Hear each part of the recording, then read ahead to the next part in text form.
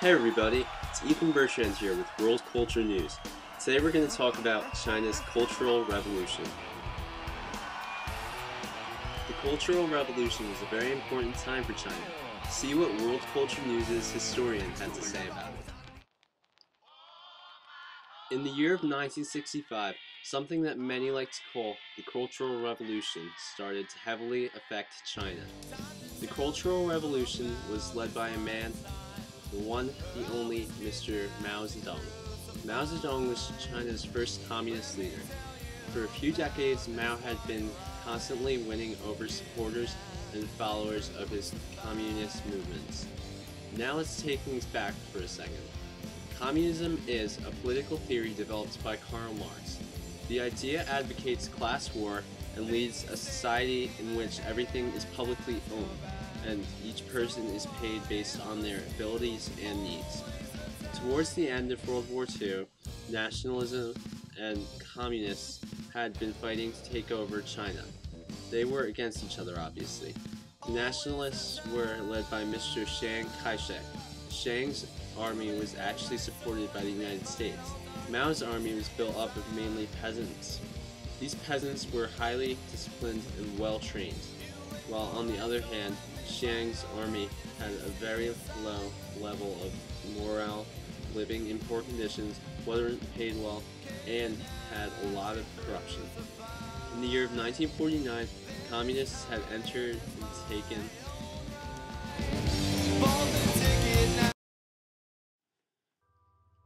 over Beijing. There, Mao announced the beginning of the People's Republic of China. The People's Republic of China was the new communist government/way of life. One of the reasons it did so well was because of its attractive appeal to the poor. He said that this new idea would end oppression by the government and its landlords.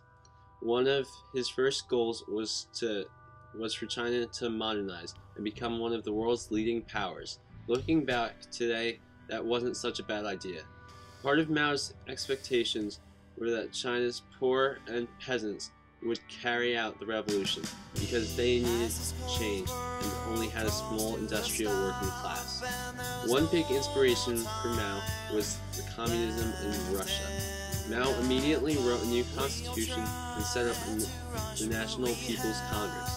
The Congress was supposed to allow and encourage free elections and protect other democratic rights.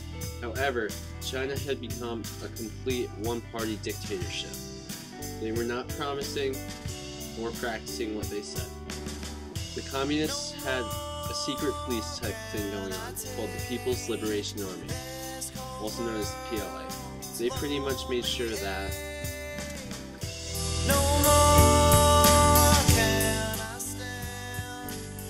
no one was criticizing the Communist Party and did whatever the party instructed them to do. By this point, Mr. Mao Zedong had become the chairman of the People's Republic of China.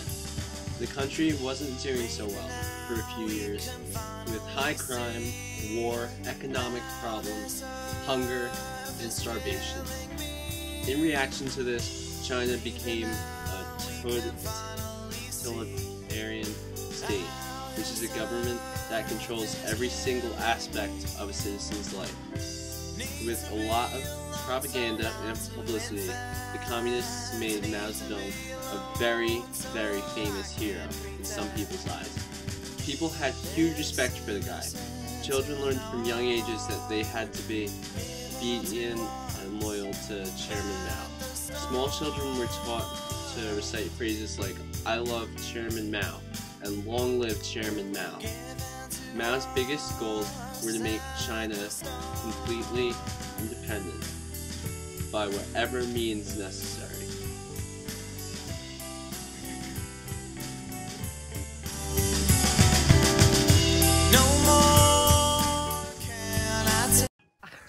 We asked this next person what it was like growing up under Mao's rule. Unfortunately, he was born so we had to protect his identity. Growing up in China for a very young age, I was told that you really have to have respect for Mao and the whole movement. I mean, I was told to say things like, "Long live Mao," and "I love you, Mao," and "Mao is great," and "Mao everything." I mean, there's pictures of him in every Chinese house. It's almost like he's considered a religious figure. I mean, Mao is just so big in China. It's kind of, looking back now, it's kind of scary how they did it, and how, like, it was such a big part of everyone's life, and that was definitely a big part of my childhood. Just Mao this, Mao that, Mao is amazing. I mean, after you learn how to say mom, dad, and, well, those words, you learn how to say Mao, because Mao is part of your family.